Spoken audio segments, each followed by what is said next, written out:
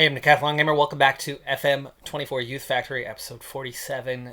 I decided not to freak out when we were down in the relegation zone, as we were only just down in the relegation zone, and our hardest games of the season were behind us. The top table teams, we had all but faced that entire group. So I felt there was a pretty good chance that if we could get healthy, we could bounce back. And we've started that process. We did have a difficult one with QPR and Doncaster. Doncaster was a disappointing one because we could have gotten a result out of that. But QPR, one of the top teams in the league, it was going to be a difficult ask, and it was. And we did poor, and Phil Hewitt got injured, so, adds to the misery. Then we won 3 in a row against teams in our part of the table. Lanahan Penrith with a hat trick on that one, but Adekunle also picking up an injury. Then we go to MK Dons, and Adekunle plays with that minor injury. McCartney scores early in the 5th minute on a penalty. Lanahan Penrith also scoring one just before halftime. We hang on in second half to win 2 in a row on the road.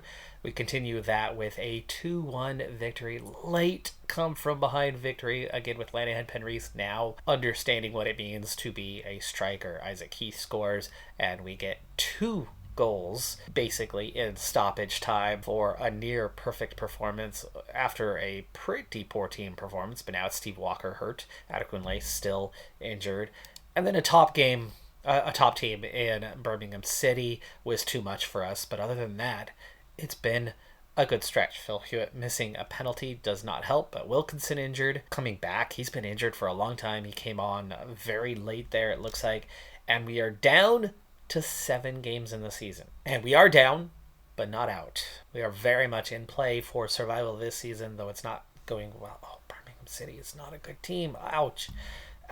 Okay, well, anyway, all those extra games, we've caught up on that. In fact, we're not at the head of that count anymore. And, teams around us are either on par or just 1 game behind us these days. So we haven't really exceeded. But Forest Green, 13 points with 7 to play. Feeling pretty good about that. MK Dons, Oxford, these are the teams we just beat. But we've got Forest Green coming up. We've got Bristol Rovers coming up. We have some winnable matches in the near future. QPR was tough, but that's behind us. We've already played Chef Wednesday. We've already played a lot of these teams in the top 10. Not all, but a lot. There's a good chance with the schedule ahead of us that we can secure enough points. Our goal differential is certainly well clear. The bottom 4 have significantly worse goal differentials. We have a better goal differential than Shrewsbury Town. We've had a lot of bad luck with injuries this season. Now, there's more than one factor in it. If the AI assistant manager is not making good team selections relating to fitness, how the team is, feeling going into a game, the AI should be doing that consistently for everybody else. We should not be top 5 all season long from the second day of the season on. We should not be top 5 at all times on the injury list the whole season. We've never dropped out of the top 5 on injuries, and we are tied for 4th right now with 4. Burton and Doncaster are worse, and Shrewsbury are worse, but we've never fallen off that top 5 at any stage. Most of the time we've been top 3. It's been rough. We're starting to get a little bit healthier. Is that finally the turning point? 3 wins out of the last 4 should be a big morale boost.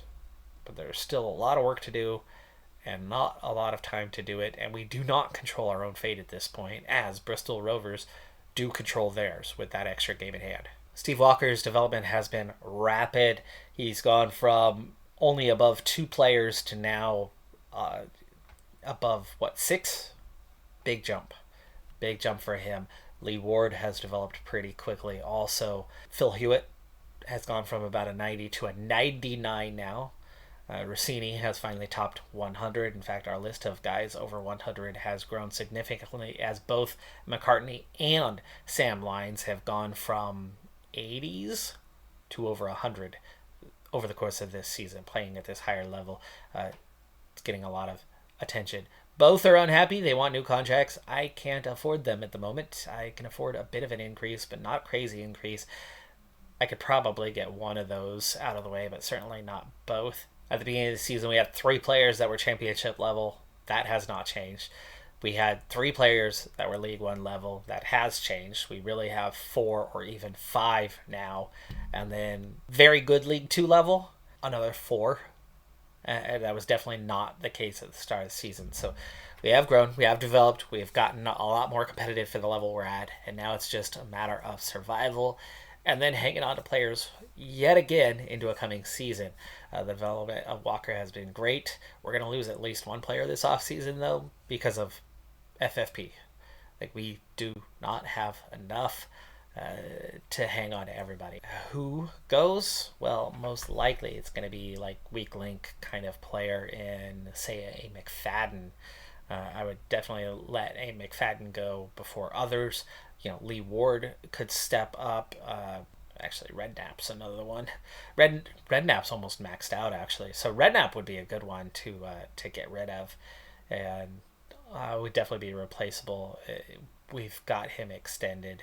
Yeah, he's making 255K. He is extended, and McFadden is not. McFadden has an expiring contract at the end of this season.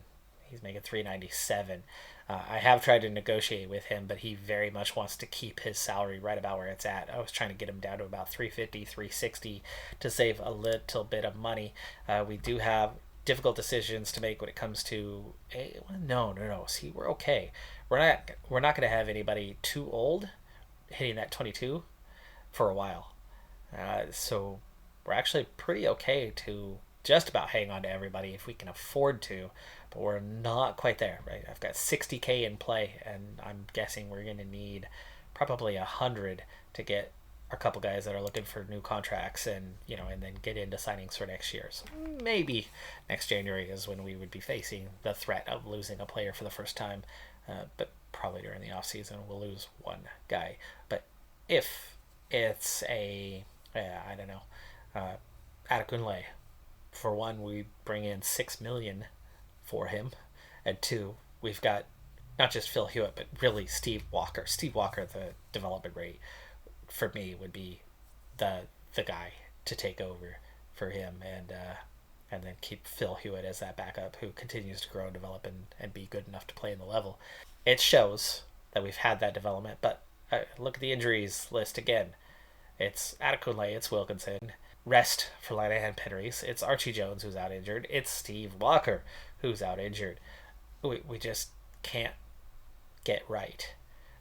Shape, Wilkinson's the only one who doesn't have it because he's coming back from injury, and Koulibaly because he hasn't played, and then just a couple of guys in Kev Ralston and actually Potter who haven't played much. And speaking of, everybody really has played a lot, largely down to the number of injuries. Average rating, though, not good. It's still just Wilkinson. It's the only 7.0. It's the reason why we're in this position this season. But Lanahan Penrys has been on fire here lately. He still only has a 6.7 on the season, 10 goals on the season, and he's had, 6 of those in the last 5 games? Phil Hewitt has 12. He's played on top a lot.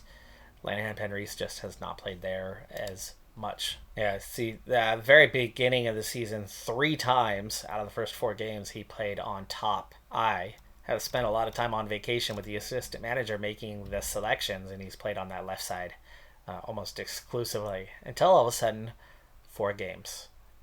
And it started with win, and the third one win where he came on late after getting some rest on the left side. 2 goals after coming on 52nd minute. But look at that. Insane. 6 goals in 3 match stretch, an assist in the other one. That's his only league goals all season. He had a number of assists, and that's been it. Yikes on that part. 3 goals on .76 XG. Derby matchup. Forest Green, last place, and we're at home. This is must-win territory, but complications do persist. All of the injuries, all of the fatigue, it's all in the attacking 4 positions. And so we are anything but healthy on top. And it's really, really hard to select a side right now that is even semi-competitive. Behind them, it's fine. But the attack is just in a bad way these days. And you can see how we can't even get the ball forward right now. So what we have going on in the attack, the back 6 plus 7, including the goalkeeper, is all the same. Bradbury looked a little offside, but it was close. He might have gone just a hair early. Govan gets the start today. So we've got a U21s getting the start because we need at least one pair of fresh legs out there to be able to make a run. Wiley gets a start. He's the next freshest option we can get. Lanahan Penreese is desperate for a break but can't get it because we don't have options. Walker is playing injured, slightly injured. He will not see out this game. We'll let him play about a half and then replace him. The backups on the bench, there's only a couple, and they are in pretty sad shape too. Peacock, that's off the post. Looked like it took a deflection. Julian might have had a play on that, but it's been all Forest Green so far. We haven't even had a shot attempt in 30 minutes. Might need a tactical change to get more control of the ball, as things are just not going smoothly for us. Every highlight's been us passing around the back. Govan, finally, Potter on an overlap. Easily taken away from him. Easily. Heavy first touch. Bradbury takes off running. Might have been offside again. The guy's constantly straying or pushing the limits of that. Wiley, nice pass inside. Lanahan Penreese takes the early shot. What is he even doing? That was our first attempt of the game, I guess. Bradbury again. Flags down for now. Julian makes a stop. And it's a corner. Bradbury's like 20 yards behind the nearest guy. I know he's making a run, and we couldn't see where he was placed or where the defense was placed, but that was as likely as a probably would have been offside situation as you're going to see. It's nearly halftime. I will make a halftime adjustment. We just need to get there. I just don't want to give that away now. That ball to McCartney's easily picked off.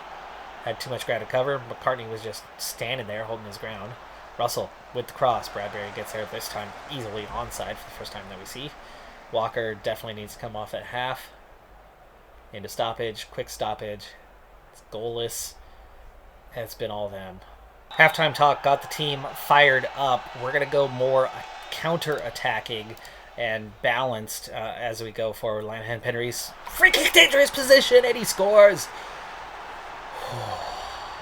Just to start second half. Lanahan Penreese has pushed out to the wing. Walker off. Hewitt is on. And that was just the start we needed for this half because playing a counterattack is... We've already had 2 more shots. We've already had twice as many shots as we had the entire first half. McCartney with the cross. Lanahan Penreese gets a second. 7 minutes into the half. 6 minutes later, and Lanahan Penreese has himself a brace, and we are up 2-0. Halftime talk was very effective, and a minor change tactically has gone a long way to help this team. Biggest thing we've done is we dropped Wiley down into the midfield. We got a little bit more behind the ball.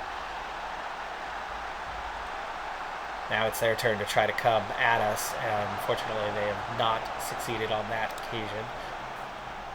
You can let me do it. There we go. The counterattacking has worked well thus far. Webb, McFadden, out to Potter, inside to Govan. Oh, Potter had a chance there. Okay, we'll switch it to the other side now. McFadden, he's going to drop back. We're just not being aggressive enough in the final third. Lines! Hewitt! It's 3 in 15 minutes. We've absolutely hammered them. We do not need to bring on Adekunle right now. And let's see, what else would we even have for a sub? Lines is tired and struggling. Let's bring on Lee Ward. Another free kick, dangerous spot. Amazing how sometimes just a little tweak to your tactics can make a world of difference. Through ball, Lanahan Penreese deflected. It's an own goal off Lidicott. That low cross, flashing that across the goal. I think it went off the defender's plant foot. Lanahan Penreese is onside. It's Lidicott himself, and no, he sticks out a foot to block it, and he perfectly places it in the bottom corner. It's 4-0. We've only had 5 shot attempts all game. Now 6 with that free kick. Lenihan Penreese, you're having a great game. Do I have a sub for you? Not really. We've got Ralston. I think Wiley. Oh, hey, you still never subbed my sub before. There we go. I hate how it does that. I want to see what I can do here. McFadden could use a break. I do have Redknapp available. Let's go ahead and bring on Redknapp. And 4-0. Huge 3 points coming. You know it's coming. Moving on. Now with 6 to play, that started to give us at least a little bit of a cushion. We all but relegated Forest Green. They're one decision away from that not happening. We're 16 points ahead. There's only 18 points left to play for. Bristol Rovers, though, still have a game in hand, though the others have now caught up in those regards, and that goal differential just got a lot better. That's definitely an advantage over everybody else. But Bristol Rovers, very much still in play. So look at what's left on the calendar. It's Barnsley, who sits 7th away. That's going to be difficult to get points from. Stockport, 6th at home. That's not going to be easy to get points from either, unless it's 1 point. Heading into the final 4, though, Burton away, 15th. Peterborough, 4th at home. Also, difficult to get points. Crawley Town, 12th away, maybe. Wrexham, home. They were at the bottom of the table before they were in the relegation zone a couple months ago. They're now 11th. So our form has lifted. Their form has lifted a lot more, which means that's going to be a difficult one. So all 3 home matches are going to be difficult. There's not a lot of opportunities to score points in these final 6. Not a lot of good opportunities, anyway. We just went through the stretch where we had our best opportunities, and we did well. The last 4, well, 5, that is. We won 4 out of 5, and those have been our best stretch of games for opportunities. And to win 4 out of 5 under that stretch from our position is fantastic, especially with the number of injuries and fatigue we were carrying throughout that entire stretch. It is very, very good. But now it's going to be a difficult ask to then carry over any of that momentum into the last 6 to hang on to this thing and still be League One in the coming season. Everybody's favorite day of the year until it comes along and it's only a good intake and not great or legendary type intakes. So, yeah, glass half full, I suppose. But let's see if this favorite day of the year has actually got something to offer.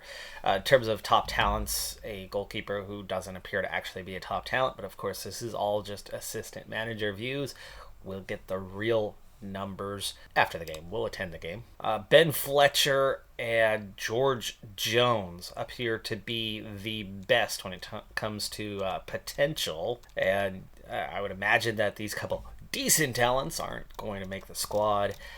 We do have a number of players that are a little bit on the older side that are just okay right now at this point. If they're not 100 plus on potential, they're not even going to get signed, regardless of what our numbers are like. If we have not enough in our under 21s and our under 18s, that's fine. To play at this level, they clearly need to be better. 90 plus, they can just about play, but they're not going to reach that 90 plus if their limitation is, say a 95. It's just not going to happen. They're never going to get to their max ability. So stepping out onto the field for our annual U18s versus intake game.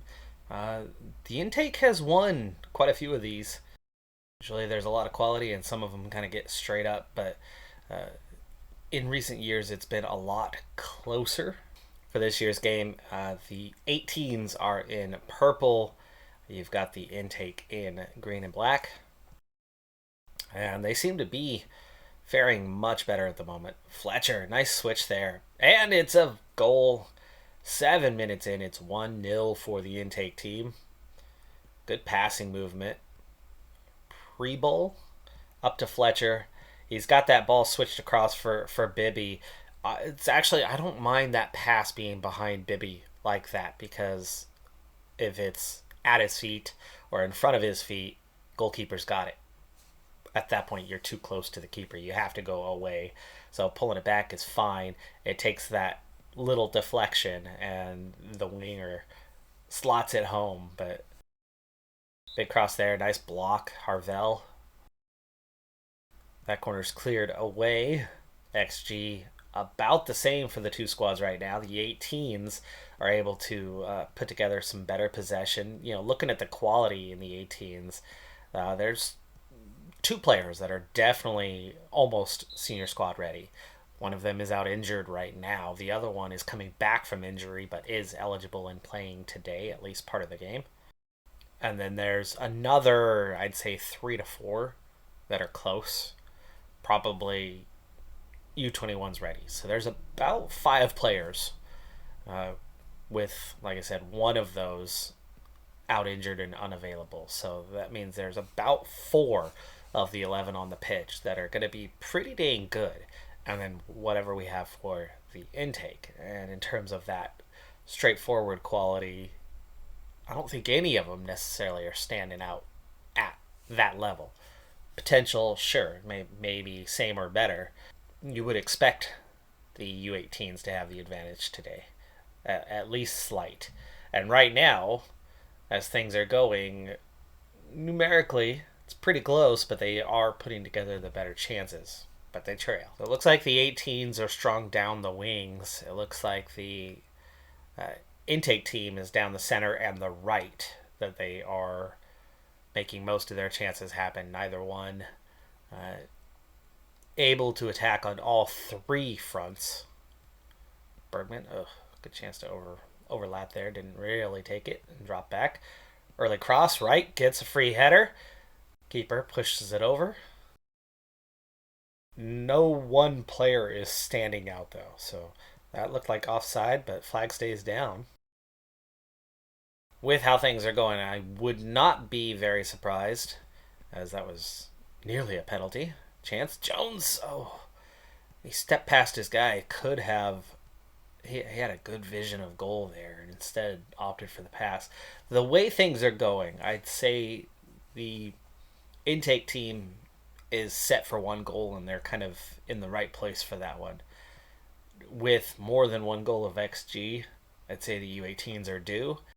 It seems like they've got a good chance of equalizing before this is done. I'd say there might still be 1 more goal in these final minutes. Could be either way. I mean, it is fairly even right now. Oh, there's off the crossbar. That might have been that chance. That might have been that opportunity. Will there be another? Only 2 shots on goal for the intake team. They are creative. They are making things happen, but they are not getting the ball on target. And obviously some of that could come with their youth. A couple of years younger than the others around them and just not quite having the finishing yet. Good interception there. Had a big chance. Right, I think he was onside. No, flag raised. Looked like the right center back might have played him on. The left center back, he was clearly behind by a few steps, but I thought the right center back was playing him on. But anyway, final 5 minutes, U18s. After looking likely to score, they have not done much in the last 20 minutes. But at 1.5 XG, they are overdue and have been for a long time. They're still accruing XG, so they are still making chances happen here. Taylor, goes backwards with it. He needed to open his body, rotate to the outside, and go, especially in stoppage, right? You have to take those chances. You don't sit back. And instead, he passes it back. Goalkeeper launches it, and they turn it over, and time runs out. So big mistake there. Not a big opportunity necessarily, but the youth candidates pre-bowl with the best rating, but also a goal and I think an assist, or at least a setup for one, Fletcher. So the wings getting it done there. A couple center backs, goalkeeper, all having good ratings as well. In the end, possession was pretty even. Both teams obviously playing the same tactical setup, same goals, same achievements. Shots on target all favoring the under 18s, but the scoreboard favoring the intake team. Nothing necessarily encouraging. None of those players stood out. None of them looked particularly ready to shine at the next level. Only 9 of the candidates are recommended. I will not go through that method. We will look at them individually one by one. First, sorting by current ability, the intake team is definitely the weaker group. We kind of saw that on the pitch, even though the scoreline did favor the intake team. Only 2 of the intake players are a little bit on that higher side of current ability, but potential is what we care about. I don't care where they're at right now. It's where they're going to be at eventually. And so these 5 easy signings, easy choices, but amazingly, like, the best player is a 132. We're in League One now. Our reputation increased. The league reputation increased, yet we're not finding better talent coming in, at least not this year. Maybe it's because the team was down. Maybe our reputation hasn't improved this season. However, from where it was a year ago when we were still League 2, it will have improved because we gained promotion and got to League 1. So over the course of the year, even if over the course of this season it hasn't improved from where we would have been exactly 12 months ago, it's guaranteed to have improved because of the promotion. We're not doing that poorly that we would have seen it fall below where it was at that stage. So the reputation is at least the same, if not better. Would be better, just not as much better as we would expect because we're doing poorly in League 1. But realistically, the league level has improved. This should have been a better, stronger intake. However, in a way, kind of is. I mean, there's 5 players here. There's another 5 players here that all have that 100 plus. So we do have 10 that come into that 100 plus territory. And then we have this group that's not going to make it. The weakest of the entire bunch, well, okay, that one really stands out as, like, see you later, goodbye. You're definitely not making it. But after that, all of a sudden, you're looking at 84, 88, and really the weakest ones are ones that are kind of already on the squad. That is a better bottom end, and I think that has something to do with the fact that we are League 1. That current ability-wise, it might be a little bit of an age thing. They come in and they are what they are. They're not necessarily at a higher level, per se. In the end, I think I'm also just going to take 9. Reason being is this goalkeeper with a 101 potential and low current. Well, there's a second goalkeeper anyway. We've already got 2 goalkeepers with better potential than either one of them. So at 16 and 17, I don't think we necessarily need to take 2 under the circumstances. So in the end, we are actually just going to pull 9 and let 7 go. So taking just over half of the group. Kicking off against Stockport. Difficult game. It's a playoff team. But we are at home. 5 games left of the season. 3 of them, that's including this one, 3 of them at home, including this one. Just 2 on the road. But not an easy schedule. Of late, we're 11th in terms of form. We're also getting healthier. We're down to Archie Jones is cleared to play 60. Sam Julian picked up a minor training injury but was cleared to play all 90 today. And Wilkinson is the last full-blown, unavailable, injured player that we have. So 3 guys. We're finally outside of that top 5 in the injury table, where we've been since the beginning of the season. But a huge save from Julian as Thornhill squeezes through. They got a pretty decent amount of XG for that opportunity, but otherwise it's been fairly even so far in this one, 20 minutes in. 5 to play. We have a 2-point advantage over those behind us, over whoever it is that's that next closest. And for them, they had a game in hand. They don't have it anymore. They closed the gap from 3 to 2 with that extra game. But we've got a clear advantage when it comes to goal differential over any of the bottom 4. Flags up. Not by much, but that was offside. Not by much.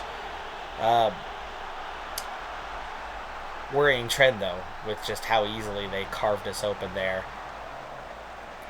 And again, even Forest Green are up on Bristol Rovers, but Bristol Rovers is one of those teams. I think Rovers might be the next team above us. Again, that looked offside, but this is going to go out for a corner. Something's off. I think we need to adjust before it's too late. We're just going balance. I did notice when we dropped a player into midfield last time, it really did help us get a little more in control of possession. Made it harder to attack, but when the other team was doing well. But Archie Jones is not the kind who can just drop. No, he's not. What about Walker or Adekunle or Lanahan Penrys? Can any of them? No, none of them can drop into the midfield to give us an extra number. Adekunle could drop further back as a winger. Walker would be an iffy one to try that. Let's see if getting Adekunle a little bit deeper helps us in that build-up phase and not get beat by their midfield so easily. Adekunle here. Inside to McCarty. Back to Adekunle. Jones close range, but it's blocked. It's a huge chance. Good defensive play. That's onside. That's a goal. Wide open. He's playing that far post. We gave him too much space to begin with, but that is an extremely well-placed cross and an extremely well-placed shot. I mean, he's got side net a couple inches behind the post. It was closer offside than I thought. We had him marked tighter than I thought. That's just a really good reaction play, and now we're in a bit of trouble heading into the second half. That comes even after the change, but, I mean, you could sense it coming. It was almost all of them in the first half. Again, this is a team that's quite a bit above us in the table. We've had trouble with these types of teams all season long. I think we're going to have to switch to trying to hit them on the counterattack, for one thing. Archie Jones will not last much longer. Let's push Adekunle back up into his natural position. We're a goal behind. We have to push somehow or another. Makes me think, let's stick with balanced. So other than going counter-attacking, that's really about it now on the changes. Mostly just because we're down a goal. Bad giveaway there. Not a good choice on the pass. Expected the run never really came. Jones, squeezed it in. That got there. Lines. Finds Lanahan Penrys. Out wide to McFadden. We've got players on the overlap. That's a big chance. That's our biggest chance of the game so far. Pretty early here in the second half. Lanahan Penrys tracks it down. Makes the turn. Finds Hassel. Unfortunately, no additional highlight. That was our only shot of the half so far. We had 2 attempts in the first. It was our first shot on target. And suddenly, we've played an hour. We've negated their threat a lot more. Julian looks like he got tripped up as he went to... oh my goodness, that was so close. Looks like Julian was fouled, but no call. Play on. We get out of that one. Okay, for one thing, Jones needs to get subbed off. He's already played his fill for the day. In fact, he's gone beyond it a little bit, so Wiley's going to get out there.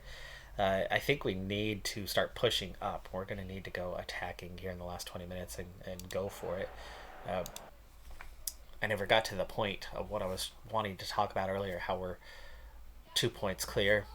I think with 5 to play, including this one that's down to 20 minutes, so four matches plus 20 minutes, I think the reality is we probably need 4 more points. Because we're 2 ahead. That would give us 6. I think you can expect a team below us to maybe grab 2 wins in their last 5, and we have a healthy goal differential advantage. They might not even get 2 wins, but I would think a team up against the ropes, might be able to squeeze out a couple. So, in theory, I think we may be okay with 4 points from the last 5. If we can snatch one of those here against a top team, that would be pretty dang huge for us. I'm going to have both Lines and McCartney push up as defensive mids. We need to get higher. We need to go attacking and take it to them, which also means that we need to play up out of possession and trigger that press a whole lot more.